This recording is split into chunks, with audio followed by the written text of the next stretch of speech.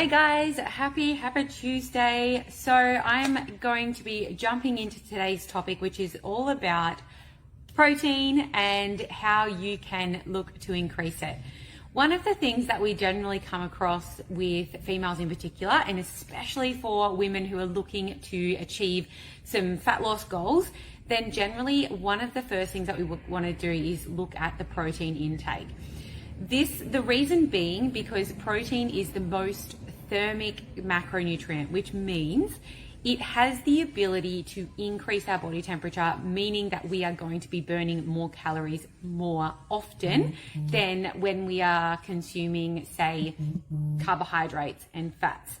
So before getting all technical, if you know that you are somebody who has a protein target in mind and you are struggling to hit it, then today is more about giving you some helpful tools to try and increase your protein throughout the day, to increase your satiety, to help increase your protein synthesis, which means your ability to rebuild muscle and work your way through your health and fitness goals. This is just one of the things that we have a lot of clients tend to, struggle with. So I'm going to give out my 4 helpful tips, and the 4, I'm going to say, low-hanging fruit that are really easy to implement and make those few changes to help you increase your protein throughout the day.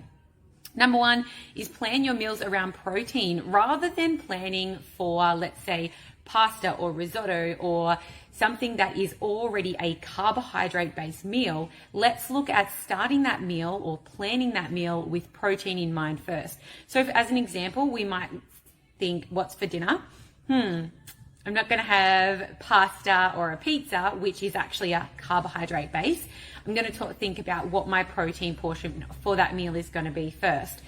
Example would be, I'm going to have steak, and then we build it out around there. The meal would then look like having some vegetables, which would be either starchy, non-starchy, which would be your quality carbs and fiber.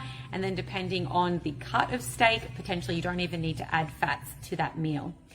The next tip that I would say is just to increase your protein portion per meal. So if you're somebody who is you're struggling to hit your protein, let's say at lunchtime, but you're having a tuna salad with just one little can of tuna, then generally that can be a really tricky way to really hit your protein target for that meal, considering that a tin of tuna might only have anywhere from 12 to sort of 17 grams of protein.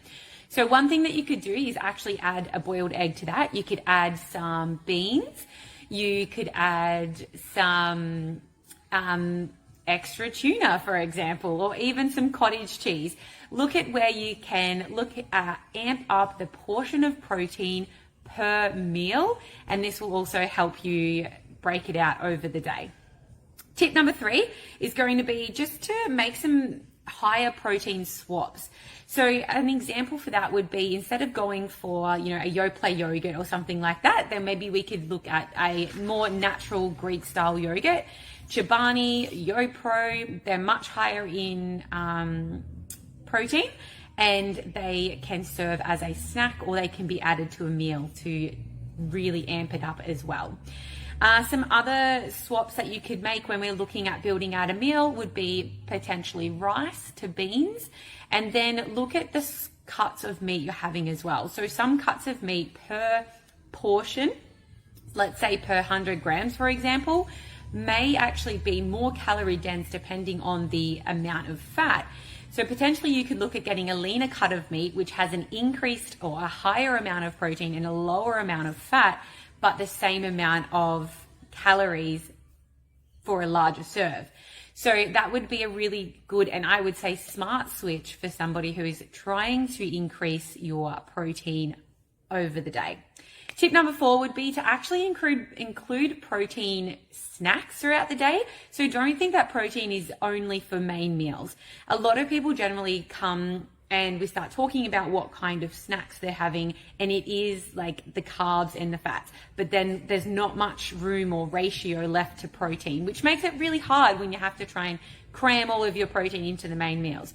So some healthy higher protein snacks might include Like I mentioned, we've got the high protein yogurts. You can have boiled eggs, even, you know, an omelette. You can make little egg and veggie cups as well. They're really handy to make. If you do have protein powder or things at home, you could look at making higher protein muffins, a high protein banana bread, even things like having some turkey slices on Cruskets, or look at having your tin of tuna as a snack with some rice cakes. Even just having a smaller portion of that meal that you may have had left over from dinner could also look like a snack. So as an example, you might even just have some turkey mince on, like in like a little mini wrap or something like that. We're still getting a portion of protein and we're still able to get a portion of carbohydrates depending on how your snacks need to be built out for the day. But the main topic that I really wanted to talk about today was how to increase your protein. So the 4 tips that I nail it down to is, number 1, plan your meals around the protein portion first. Don't build your meals based on the carbohydrate portion. Number 2 is just to increase the amount of protein you're having per meal. Because generally, I will just elaborate, is like I said with the tuna salad, sometimes we just go to a default of 100 grams of chicken per serve. There's nothing wrong with having 120 grams of chicken per serve. Trust me, if you have muscle building gains or fat loss gains, your body will, fat loss goals, your body will actually thank you for it. Tip number 3 is just to make some higher protein swaps with your meals or with the ingredients you're using within your meals. And tip number 4 is look at what type of higher protein snacks you can include and swap them out for some other snacks that you may be having that probably are made up of majority carbohydrates. I hope today was helpful. If you have any questions, by all means, please pop them in the comments below and I will definitely be sure to reach out. Thank you so much.